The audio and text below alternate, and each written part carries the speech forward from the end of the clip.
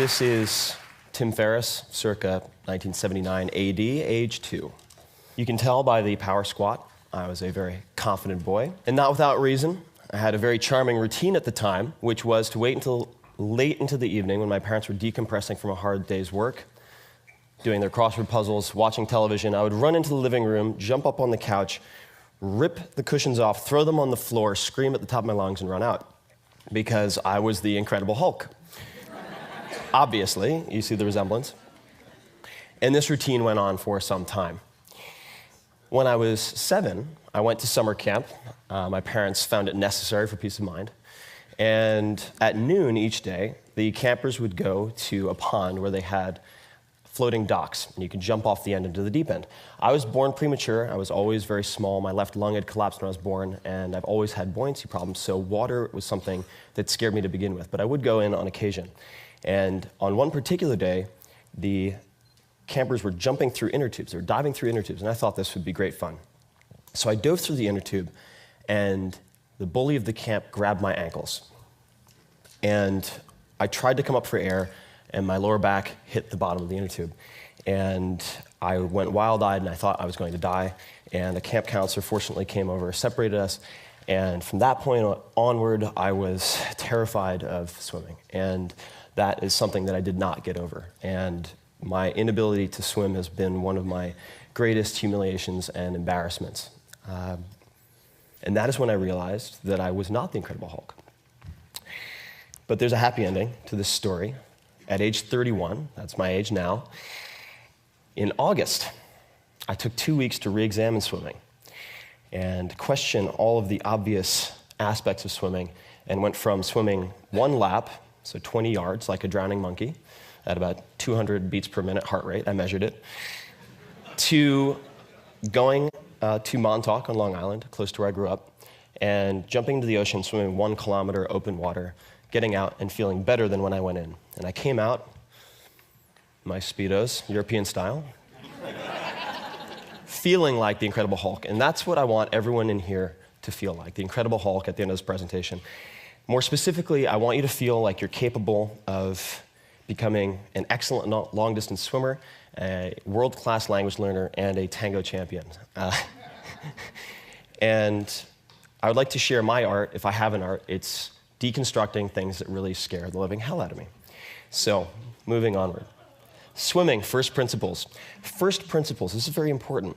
I find that the best results in life are often held back by false constructs and untested assumptions. And the turnaround in swimming came when a friend of mine said, I will go a year without any stimulants. This is a 6 double espresso per day type of guy, if you can complete a 1 kilometer open water race. So the clock started ticking. I started seeking out triathletes because I found that lifelong swimmers often couldn't teach what they did. And I tried kickboards. My feet would slice through the water like razors. I wouldn't even move. I would leave demoralized, staring at my feet. Hand paddles, everything. Even did lessons with Olympians. Nothing helped. And then Chris Sacca, who's now a dear friend of mine, had completed an Ironman with 103-degree temperature, said, I have the answer to your prayers. And he introduced me to the work of a man named Terry Laughlin, who's the founder of Total Immersion Swimming, and that set me on the road to examining biomechanics. So here are the new rules of swimming, if any of you are afraid of swimming or are not good at it. The first is forget about kicking. Very counterintuitive. So it turns out that propulsion isn't really the problem. Kicking harder doesn't solve the problem because the average swimmer only transfers about 3% of their energy expenditure into forward motion. The problem is hydrodynamics. So what you want to focus on instead is allowing your lower body to draft behind your upper body, much like a small car behind a big car on the highway. And you do that by maintaining a horizontal body position. The only way you can do that is to not swim on top of the water. The body's denser than water. 95% of it would be, at least, submerged naturally. So you end up, number 3, not swimming in the case of freestyle on your stomach, as many people think, reaching on top of the water, but actually rotating from streamline right to streamline left, maintaining that fuselage position as long as possible. So let's look at some examples. This is Terry, and you can see that he's extending his right arm below his head and far in front. And his entire body really is underwater. And the arm is extended below the head is held in line with the spine, so that you use strategic water pressure to raise your legs up. Very important, especially for people with lower body fat. And then here's an example of the stroke. So you don't kick, but you do use a small flick. So you can see this is the left extension, and then you see his left leg, small flick, and the only purpose of that is to rotate his hips so he can get to the opposite side. And the entry point for his right hand, notice this, he's not reaching in front and catching the water. Rather, he is entering the water at a 45-degree angle with his forearm and then propelling himself by streamlining. Very important. Incorrect above, which is what almost every swimming coach will teach you. Not their fault, honestly, and I'll get to implicit versus explicit in a moment. And then below is what most swimmers will find enables them to do what I did, which is going from 21 strokes per 20-yard length to 11 strokes in 2 workouts with no coach, no video monitoring. And now I love swimming. I can't wait to go swimming. And I'll be doing a swimming lesson later for myself if anyone wants to join me. Last thing, breathing, problem a lot of us have, certainly, when you're swimming. In freestyle, easiest way to remedy this is to turn with body roll and just to look at your recovery hand as it enters the water. And that will get you very far. And that's it. That's really all you need to know. Languages, material versus method. I, like many people, came to the conclusion that I was terrible at languages. I suffered through Spanish for junior high, first year of high school, and the sum total of my knowledge was pretty much, ¿Dónde está el baño? And I wouldn't even catch the response. Sad state of affairs. Then I transferred to a different school, sophomore year, and I had a choice of other languages. And most of my friends were taking Japanese, so I thought, why not punish myself? I'll do Japanese. 6 months later, I had the chance to go to Japan. And my teachers assured me, they said, don't worry, you'll have Japanese language classes every day to help you cope. It'd be an amazing experience. My first overseas experience, in fact. So my parents encouraged me to do it. I left. I arrived in Tokyo, amazing. Couldn't believe I was on the other side of the world. Met my host family. Things went quite well, I think, all things considered. My first evening, before my first day of school, I said to my mother very politely, please wake me up at 8 a.m. So, 8時に起こしてください. But I didn't say 起こしてください. I said 8時に起こしてください. Pretty close. But I said, please rape me at 8 a.m. You've never seen a more confused Japanese woman. And I walked into school, and a teacher came up to me and handed me a piece of paper, and I couldn't read any of it, hieroglyphics. It could have been because it was kanji, so Chinese characters adapted into the Japanese language. I asked him what this said, and he goes, okay. World history, calculus, 構文, traditional Japanese, and so on. And it came to me in waves. There had been something lost in translation. The Japanese classes were not Japanese instruction classes, per se. They were the normal high school curriculum for Japanese students. The other 4,999 students in the school who were Japanese, besides the American. And that's pretty much my response. And that set me on this panic-driven search for the perfect language method. I tried everything. I went to Kinokuniya. I tried every possible book, every possible CD. Nothing worked until I found this.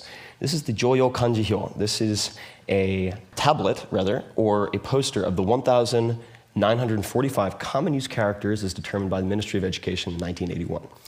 Many of the publications in Japan limit themselves to these characters to facilitate literacy. Some are required to. And this became my holy grail, my Rosetta Stone. And as soon as I focused on this material, I took off. And I ended up being able to read Asahi Shimbun, Asahi newspaper, about 6 months later, so a total of 11 months later, and went from Japanese 1 to Japanese 6. I ended up doing translation work at age 16 when I returned to the US.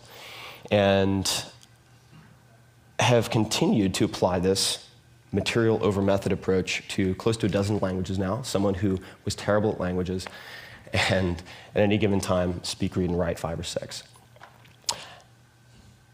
And this brings us to the point, which is, it's oftentimes what you do, not how you do it, that is the determining factor. This is the difference between being effective, doing the right things, and being efficient, doing things well, whether or not they're important. And you can also do this with grammar. I came up with these 6 sentences after much experimentation. Having a native speaker allow you to deconstruct their grammar by translating these sentences into past, present, future. We'll show you subject, object, verb, placement of indirect, direct objects, gender, and so forth. From that point, you can then, if you want to acquire multiple languages, alternate them so there's no interference. And we can talk about that if anyone's interested. And now, I love languages. So ballroom dancing, implicit versus explicit. Very important. You might look at me and say, that guy must be a ballroom dancer. But no, you'd be wrong. Because my body is very poorly designed for most things, pretty well designed for lifting heavy rocks, perhaps. And I used to be much bigger, much more muscular, and so I ended up walking like this. I looked a lot like a orangutan, our close cousins, or the Incredible Hulk. Not very good for ballroom dancing. I found myself in Argentina in 2005, decided to watch a tango class, had no intention of participating. Went in, paid my 10 pesos, walked up, 10 women, 2 guys, usually a good ratio. The instructor says, you are participating. Immediately, death sweat. Fight or flight, fear sweat, because I tried ballroom dancing in college, stepped on the girl's foot with my heel, she screamed. I was so concerned with her perception of what I was doing that it exploded in my face, never to return to the ballroom dancing club. She comes up, and this was her approach to teaching. Okay, come on, grab me. Gorgeous assistant instructor. She was very pissed off that I had pulled her from her advanced practice. So I did my best, didn't know where to put my hands, and she pulled back, threw down her arms, put them on her hips, turned around and yelled across the room, this guy's built like a goddamn mountain of muscle, and he's grabbing me like a fucking Frenchman. Which I found encouraging. Everyone burst into laughter. I was humiliated. She came back. She goes, come on, I don't have all day. As someone who wrestled since age 8, I proceeded to crush her, of mice and men style. And she looked up and said, now that's better. So I bought a month's worth of classes. And proceeded to look at, I wanted to set competition, so I'd have a deadline. Parkinson's law, the complexity, perceived complexity of a task will expand to fill the time you allot it. So I had a very short deadline for a competition.